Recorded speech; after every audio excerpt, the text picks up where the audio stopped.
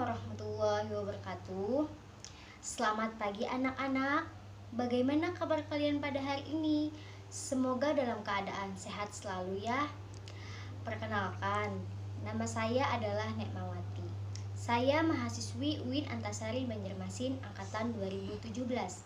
Nah, sebelum kita memulai pembelajaran pada hari ini, alangkah baiknya kita berdoa terlebih dahulu agar ilmu yang kita dapatkan nanti dapat bermanfaat. Hari ini kita akan membahas materi tentang konsep nilai mutlak, yang mana tujuan pembelajaran pada hari ini adalah yang pertama, siswa mampu mengembangkan sikap responsif dan disiplin pada proses pembelajaran. Yang kedua, siswa dapat menjelaskan konsep nilai mutlak. Yang ketiga, siswa dapat menentukan nilai mutlak dari suatu bilangan. Yang keempat, siswa dapat menyelesaikan soal yang berkaitan dengan konsep nilai mutlak. Nah, sebelum kita masuk ke pembahasan kita pada hari ini, alangkah baiknya dulu kita mengetahui materi prasyarat yang kita gunakan untuk hari ini, yaitu jarak dan titik garis pada suatu bilangan. Nah, kita langsung saja ya masuk pembahasan yang pertama, yaitu tentang konsep nilai mutlak pada suatu bilangan. Diberikan sebuah ilustrasi seperti ini. Misalkan ada sebuah guru pramuka yang sedang belajar baris berbaris di lapangan sekolah pada hari Sabtu. Nah, sebuah perintah dari pimpinan pasukan tersebut mengatakan bahwa mereka harus maju sebanyak 4 langkah. Nah, hal ini berarti jarak pergerakan barisan adalah 4 langkah ke depan. Jika perintah pasukan lagi mengatakan mereka harus mundur sebanyak 3 langkah.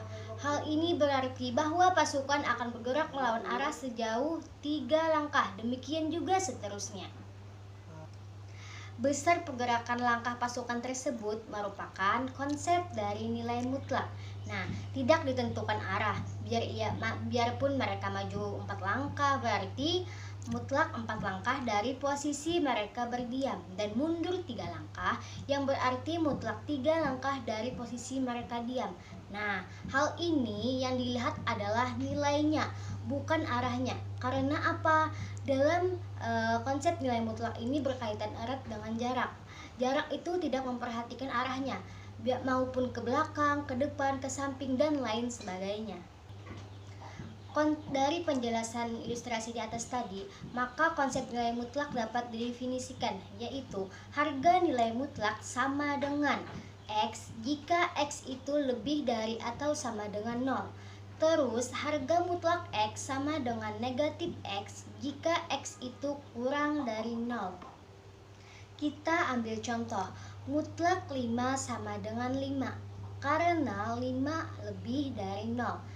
Contoh yang kedua, mutlak dari negatif 4 adalah sama dengan negatif dari negatif 4 sama dengan 4. Karena apa? Negatif 4 itu kurang dari 0. Dari penjelasan ibu tadi, apakah kalian sudah paham? Oke, kalau kalian sudah paham, kita masuk ke permasalahan. Diberikan sebuah masalah, misalkan seorang anak bermain lompat-lompatan di lapangan. Dari posisi diam, si anak melompat ke depan sebanyak 2 langkah. Kemudian dia 3 langkah ke belakang. Terus dia 2 langkah ke depan. Kemudian 1 langkah ke belakang. Dan akhirnya 1 langkah ke belakang. Nah, secara sistematis, ilustrasi yang ibu contohkan tadi dapat dinyatakan sebagai berikut. Nah, kita definisikan lompatan ke depan itu searah dengan sumbu X positif. Dengan demikian, lompatan ke belakang searah sumbu X negatif. Nah, ada kan gambarnya di sini? Nah, dari gambar di atas dapat kita misalkan bahwa X sama dengan 0 adalah di mana posisi diam si anak.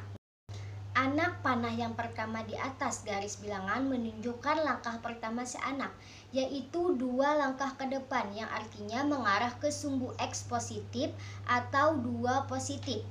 Anak panah kedua menunjukkan 3 langkah si anak ke belakang atau mengarah ke sumbu X negatif. Dalam kata lain, negatif 3 dari posisi akhir langkah pertama. Demikian seterusnya sampai si anak pertama berhenti pada langkah kelima.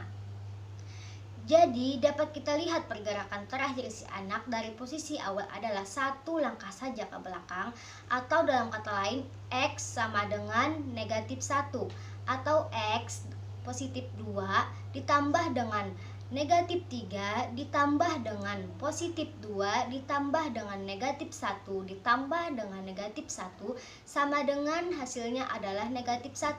Tetapi untuk permasalahan ini yang kita lihat itu banyaknya langkah si anak yang merupakan konsep nilai mutlak.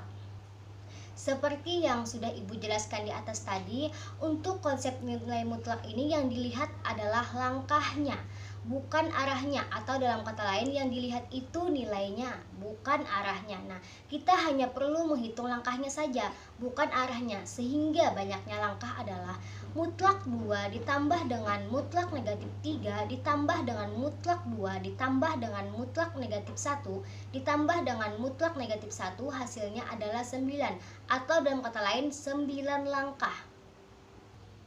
Dari permasalahan yang Ibu sampaikan tadi, apakah kalian sudah mengerti?